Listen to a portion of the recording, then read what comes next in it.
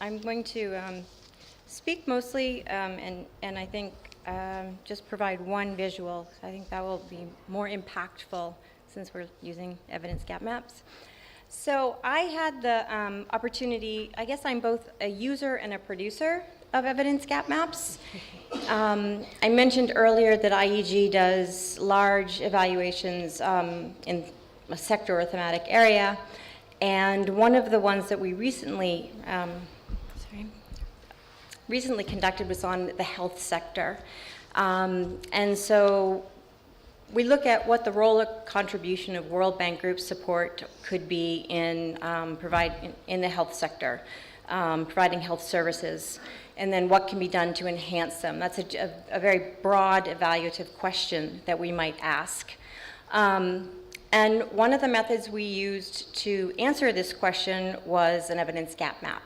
So we did a systematic review of systematic reviews of select health sector interventions to create a reference, a frame of reference, and a benchmark for World Bank Group interventions and support. And it was used to identify knowledge gaps on the effects of health interventions and outputs and outcomes commonly targeted by the World Bank. So maybe I will have to use some slides, actually. I'll go back to that one. First I'll tell you, we started to look at contracting out, private provision, conditional cash transfers, unconditional cash transfers, and performance-based financing as our interventions. We settled on two. This was a higher-up decision on conditional cash transfers and performance-based financing.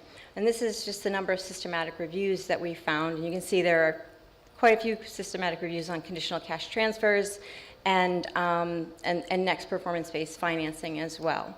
Performance-based financing is a relatively new type of intervention in the health sector. The intervention outcome framework for the evidence gap map, we aligned with these two interventions, conditional cash transfers and performance-based financing, and we looked at big categories: access, quality, improved health, efficiency, and equity. So these are outcomes that a project for the World Bank might aspire to. They might want to increase access of health services, increase the quality of health services, improve health, improve the efficiency of the system, and then equity. And of course, underlying these are many, many indicators. And I think, as noted in the last presentation, the actual topics are immense, and they start to grow. So under access, there are many indicators or intervention areas that could be supported by the World Bank. And you can see that access and improved health are two areas where there are quite a bit of interventions and systematic reviews. If you look underneath them, you can see in the systematic reviews, the impact evaluations looked at a number, institutional deliveries, immunization, process quality. There was quite a bit underlying, what I lumped into access for performance-based financing or improved health for performance-based financing. I had to make a lot of decisions on that when I put my gap map together. And the same was true for the systematic reviews on conditional cash transfers. There are so many specific interventions that were targeted in these impact evaluations that were then summarized. So this is all sort of underlying my data.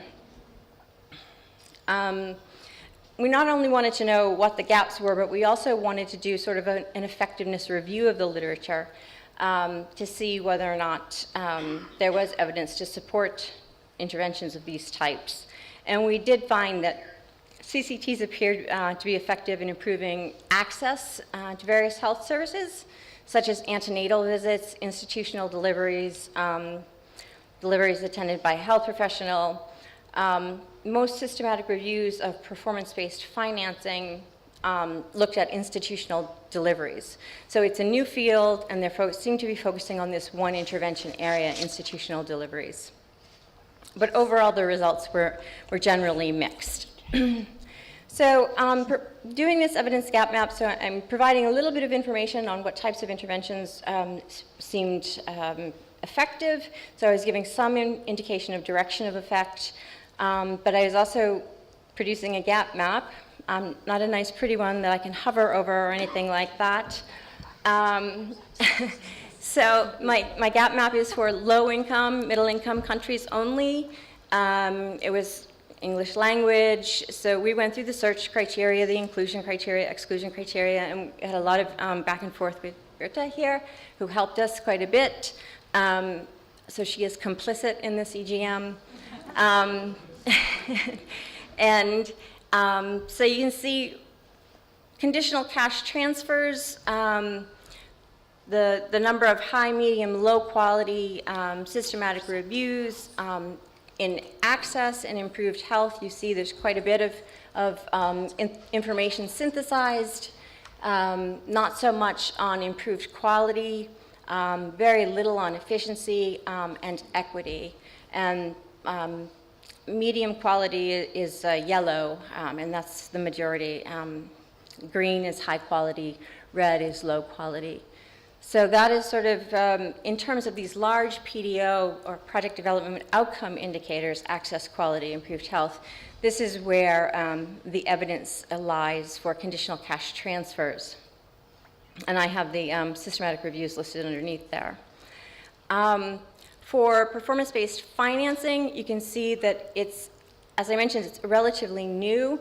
And the systematic reviews are fewer and further in between. Only 8 systematic reviews were identified.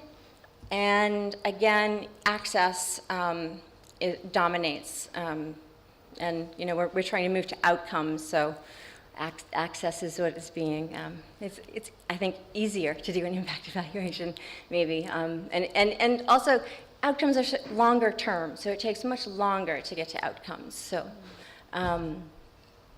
Something that's important is, I think for this one in particular, is to know which impact evaluations are underlying the systematic reviews. Is it the same set of impact evaluations that are being looked at? And also, when you get to looking at where the World Bank is working versus where the evidence is, how many of those impact evaluations are actually of World Bank interventions. So it gets, I think, this is also a work in progress for me, so, or process, because there's a lot, I think there are more layers doing this. So, this is my last slide, and this is important because it did not fit on one page. Not because there were so many interventions or anything like that, but just because I tried to do the project overlay with the evidence. And so you see World Bank projects in gray. And clearly, I have, I think, 23 or 24 systematic reviews, so there was some scaling that I had to do to get this. These are relative kind of balloons here now. But the number of projects is large compared to the evidence, but that's okay. But you can see areas where there is there's some evidence and no interventions.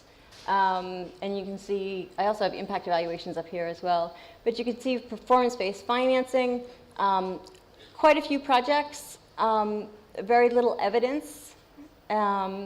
Unconditional cash transfers, not so many projects, all at least with the evidence. Conditional cash transfers. So there are some gaps in knowledge, and I also have the private provision and contracting out. We can see there's quite a few evidence gaps when it comes to private provision.